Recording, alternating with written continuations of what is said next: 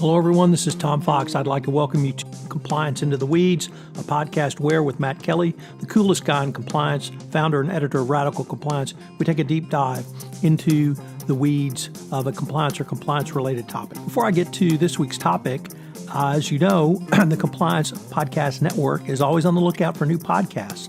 Have you ever wanted to start a podcast but didn't know how? Well, if you've thought about it, please take a listen to this week's sponsor, One Stone Creative. If you are enjoying this show, you might enjoy hosting your own.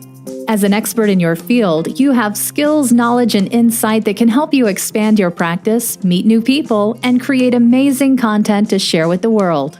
In as little as 2 hours a week, you can dramatically change how you promote, fill, and position your business. And One Stone Creative can show you how. Learn more at onestonecreative.net. In this podcast, Matt and I continue our exploration of the ethics imbroglio Boeing finds itself in over the 737 MAX jet. Matt did a Twitter storm this weekend where he looked at several different aspects of the decision by Boeing to make an additional safety option available at an additional cost and the fallout from both Lion and Ethiopian Air not purchasing this. We consider this from the ethical perspective, but also from the compliance perspective. We almost get philosophical. I know you'll enjoy it. It raises some very interesting and, in fact, difficult questions to consider. Hello, everyone. This is Tom Fox, the Compliance Evangelist, back again with Matt Kelly, the coolest guy in compliance, for another episode of Compliance Into the Weeds, the podcast where we take a deep dive, literally going into the weeds of a compliance-related topic. Today, we're going to take a deep dive into something Matt took a deep dive into this weekend, which is, and he will tell you how he credits our beloved president for that, but it is Boeing and business ethics. So, Matt, with that set up, you want to tell us what led to the tweet storm this weekend? Yeah, sure. So lately I have been reading this book that I think I would recommend to listeners that put me down this train of thought for my blog post about Boeing, but it is a book by a man called Richard Rummelt, R-U-M-E-L-T-E, Richard Rummelt, who wrote Good Strategy, Bad Strategy. And in the book, he talks a lot about how corporate managers forget that strategy, setting strategic decisions, is about making choices. And therefore, you must pursue some paths at the expense of others. It's not one of these things where you say, why don't we do all of our objectives all at the same time or something like that? No, it's very much strategy is about deciding what is more important and where we will focus our efforts. So there I was thinking about Boeing, because Donald Trump had put out a tweet last week about how Boeing should rebrand its MAX jet and maybe make a few bells and whistles and improvements to get by its very serious problem, I think, with the MAX jet and the two crashes at Lion Air and Ethiopian Airlines. And so I was thinking about Boeing and the software problems that it had with the MAX jet and this theory about making choices. And what sticks in my mind is that Boeing had this software that we now believe caused these crashes because they forced the nose of the plane down, and pilots at Lion and Ethiopian Air could not correct that. It turns out that Boeing did know this was a possibility, and it does have optional software that would let a pilot override and disengage that other software. I think it's called the MAX system, M-A-C-S. But the software that was forcing the plane down, standard issue, you would not have an override feature. But for a premium price, a pilot could get the override included, the software included, so you could turn the nose back up and fly on your way. And basically what happened here, and so, U.S. air passengers should be aware that U.S. airlines buying the MAX jet sprung for that optional safety override software to avoid or get out of this problem. But Lion Air and Ethiopian Air and perhaps other airlines, I don't know, they did not spring for that optional override that would get you out of the danger that caused these two crashes. So get back to what I had said earlier. Think about this. Boeing had a choice it could make. it could have made that override feature to get out of the stall, could have made that standard issue across all MAX jets. It did not do that. It made the safety override feature optional. That was a choice. And that leads me back to the Good Strategy, Bad Strategy book and Richard Rummelt's point that you must choose to focus your attention on some things rather than other things. And what Boeing really did here was chose to make the profit-making objective higher than the objective of maximum safety for all MAX jets by putting that override software in all planes by default instead of charging you more for them. And that got me really thinking. This is a reflection of where Boeing's corporate culture is and the ethical priorities it has. I'm not saying that Boeing is a terrible company, but I am saying in this particular choice, it had the option of putting ethics and safety first or putting maximum profit first, and it apparently put maximum profit above ethics. And that shows how really difficult and slippery it can be to think about ethics as you're making your strategic decisions as a business. And that's where I went with this post.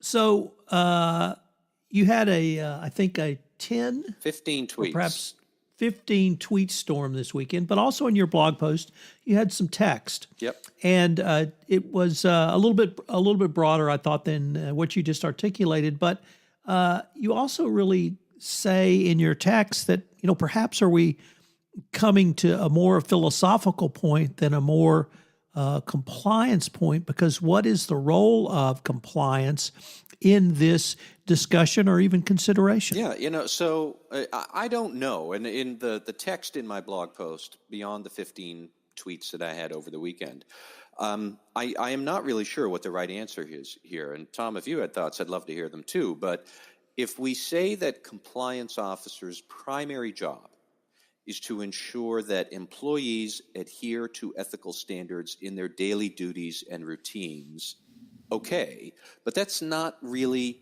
what put Boeing down the wrong path here. What put them on the wrong path was a question about ethical commitment by senior leaders while they were making their strategic choices.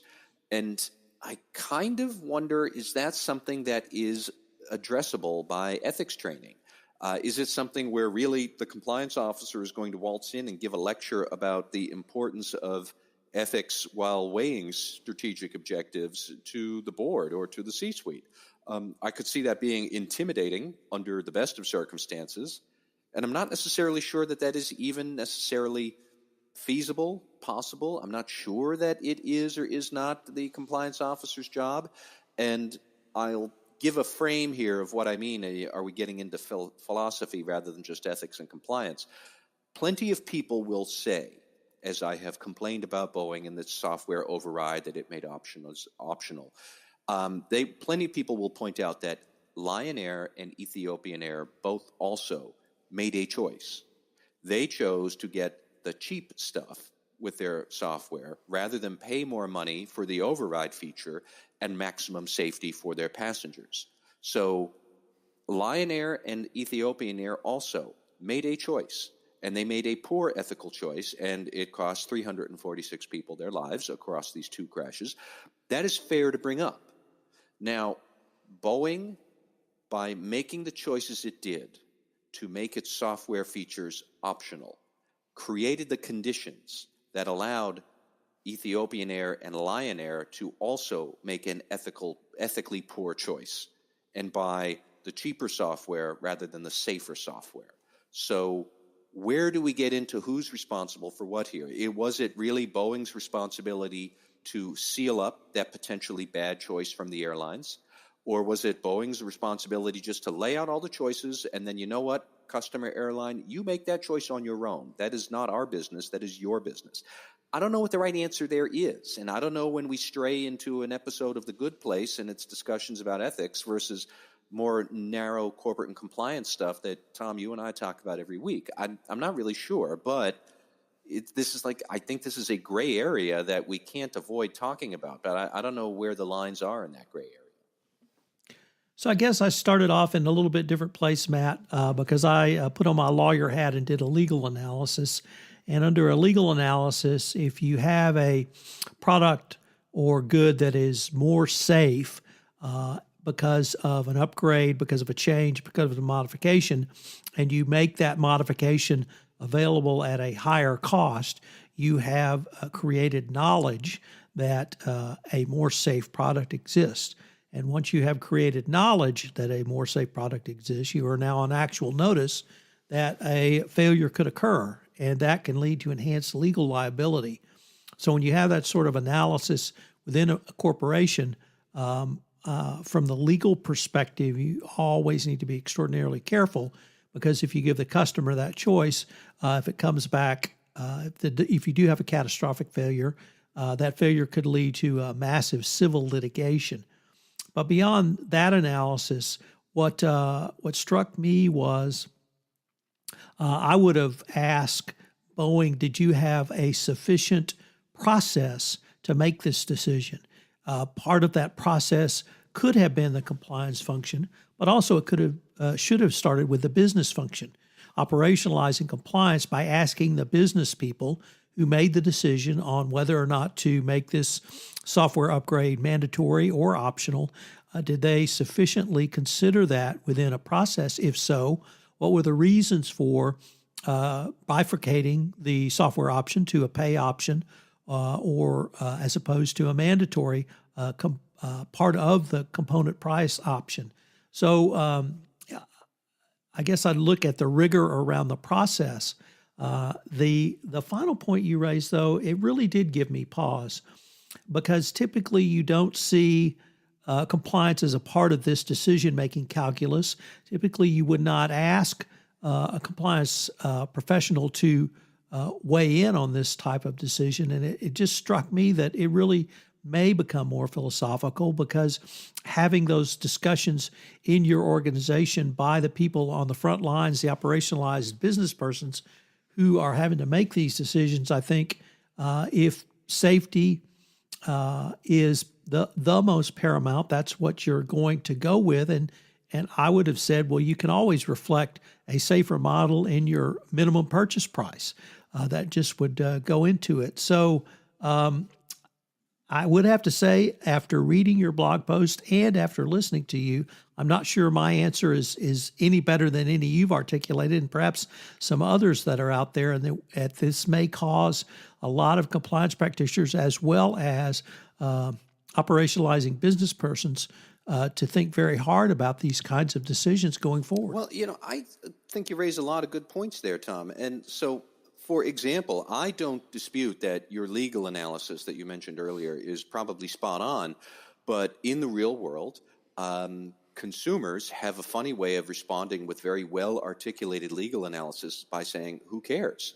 And I don't think a lot of consumers would, really absorb the lessons or the points that people are trying to raise by doing an analysis that way. They're simply going to think, if I have the choice of flying on an airline where I know the safety override addition exists, or an airline where I don't know if it does or it doesn't exist, I'm going to pick the one where it exists. I think a lot of them will discard a lot of, what corporations and compliance and legal departments normally go through, and they're just going to say, what feels right? And I think morally, most people at a visceral level feel like if you had a way to make the plane go from super safe to super duper safe, make it super duper safe. And, by all means, we all know that even the best, the worst MAX jet in the world is still far safer than me getting behind the wheel of my car. But if there are degrees of difference and there is a profit differential between the two, I think a lot of people are going to wonder if that passes the smell test. The other point that I struggle with here, especially with Boeing, is clearly, we say Boeing made a choice. Well, who is the they there? And I don't know. But I do know many ethics and compliance people at Boeing over the years who have been always hardworking, thoughtful, and competent, and yet this happens. So that gets to my earlier questions about where do compliance officers raise these sort of issues? Because I don't know where the they is for an organization as large as Boeing. And I shouldn't pick on Boeing too much, although they're the vehicle to raise this point. These kind of morally ambiguous decisions arise at large companies all the time. And it is very difficult for outsiders, including consumers, to figure out where did this decision come from and who really is at fault. And if I can't see that as a consumer, I'm just going to assume the company is not trustworthy, and therefore I should avoid it. And, maybe the airlines and Boeing will strangle me for saying this, but I, as a person, and like most compliance professionals, I travel a lot. I'm not going to get on a MAX plane anytime soon. Not now, not tomorrow, not when they roll out that software, because this has happened. And I think most people would feel that way. And the real practical problem, whether this is for ethics and compliance, is it for the CEO, is it for the board? We could argue about that. But the fact is, these are normal reactions that humans have to problems like this. So companies must figure out how to grapple with problems like this, whether it is with the compliance officer or without. I would prefer with. But compliance officers may at least want to be aware that this is a gray area of debate, but it is important. Hopefully they could help their boards try and figure out where are we on the issues like this. Because like I said, the answer is still basically, I don't know, but show me the world where people will be less sensitive to ethically ambiguous decisions like this when corporate reputation is so important to building up trust. Like this, I think this is a very good emblematic example of what is coming for large corporations in the 2020s as they try and sort out levels of trust among your stakeholders and how ethics and compliance will factor into that. And I don't know that Boeing really did a good job here, although they certainly gave us fodder for conversation. So there's a couple of points you raised in there I'd like to follow up on. The first one is both you and I know several compliance professionals at Boeing, and you've known them, I think, a little bit longer because of your prior tenure. But I think we both feel like their compliance program is one of the better ones around, and it's one to look up to. And it really drives home that it doesn't matter how great your program is, because you've got to have these kinds of discussions literally throughout your organization, not simply limited to sort of, are we doing business ethically? The second point is, and you really hit this, I thought, very well in your blog post, which is the fault of Ethiopian Airlines and Lion Airlines, that you made clear that they made poor ethical choices in their buying decisions.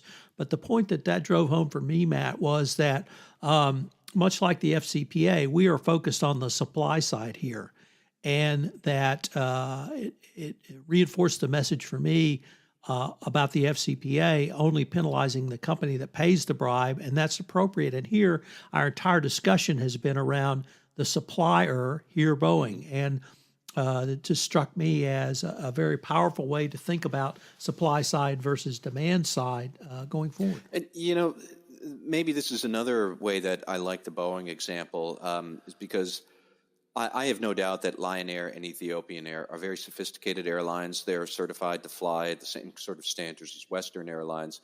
But nonetheless, there can be many relationships where there's a knowledge and power differential where the customer is going to have to trust the producer or supplier that you guys know what you're doing. So therefore, if you're offering me the choice of additional safety, by definition, you must think, I don't necessarily mean it. It's just how much of a safety bug do I want to be? So I guess maybe I don't need it.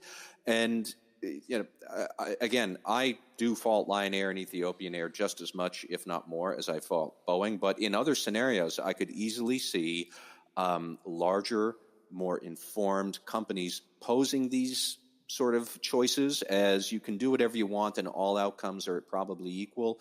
And that may not be true, but the buyer will not have the sophistication to sort that out, especially so if you are a business selling to consumers rather than the businesses. But I think that is probably a large reason why so many consumers now don't trust big business, and they fear big business because they fear that they are not sophisticated enough to suss out what is really in my best interests, because I don't know what the ethics and compliance positions and the ethical commitment is with this business. I can't see that as a consumer, and I'm not really sure, so I don't trust you. And like, none of this is good for profits if we have this contention and adversarial relationship. But I could easily see situations where that's going to get magnified. And certainly, I think in the decades to come, like, yeah, that's only going to get more pronounced, that we'll have to address these issues somehow. Let me take that last thread in a little bit different direction, tying into a prior blog post you wrote about regulatory capture, and maybe take it a step further that if I'm a consumer of Boeing products outside the United States and Boeing has an optional safety feature that is not mandatory in the purchase of the airline, might I conclude that, well, the U.S. federal government in the form of the FAA has approved this plane for sale, so that I must not need this safety product because the federal government, at least the U.S. government, has not said it's mandatory. And that seems to me to really speak to some of the issues you raised about regulatory capture. That's exactly true. That in much of the world, for much of the last, 100 and so years that we've had commercial aviation, other aviation regulators looked at the FAA and said, if those guys say it's okay, I should say it's okay too, because the FAA knows what it's doing. And now we don't know that the FAA knows what it's doing, because the FAA basically ceded all of the regulatory approvals and design of the tests for the MAX jet back to Boeing, who miraculously came up with a jet in a safety certification form that the jet could pass. And wow, who would have thought that? But now that we know that, aviation regulators elsewhere are going to be more circumspect about Boeing. Probably that is a good thing, but as I said before, Boeing is just the example of the broader phenomena that I suspect happens all too often. And especially for less regulated items that you deal with as mass consumers, you're in no position to be able to evaluate these sort of things with much competence. You have to trust the organization, and you can't because you're not sure where their ethical commitment is to serving you well. And I think that is a problem that corporations have to solve. How the ethics and compliance officer plays a role in solving it, we could discuss that, and listeners, I'd be eager to hear what you guys have to think too on this. But it's not an issue that is going to go away. So, Matt, unfortunately, we're near the end of our time, but this has just been a fascinating discussion of a current event that's still, unfortunately, in the news. I'm very interested to see where this may take us. Hello, everyone. This is Tom Fox again. I hope you enjoyed this episode of Compliance Into the Weeds. If you have any questions of me, you can email me at tfox@tfoxlaw.com. You can email Matt at mkelly@radicalcompliance.com. I will link to Matt's article in the show notes, but you should definitely check it out, and you should follow this story because it may have a lot of implications for the anti-corruption, anti-money laundering, and export control compliance practitioner going forward.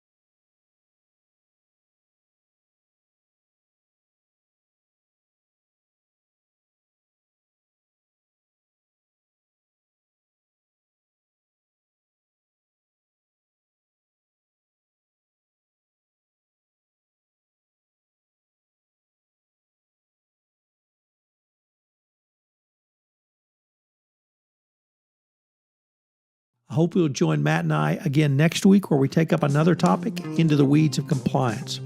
Compliance Into the Weeds is a presentation of the Compliance Podcast Network.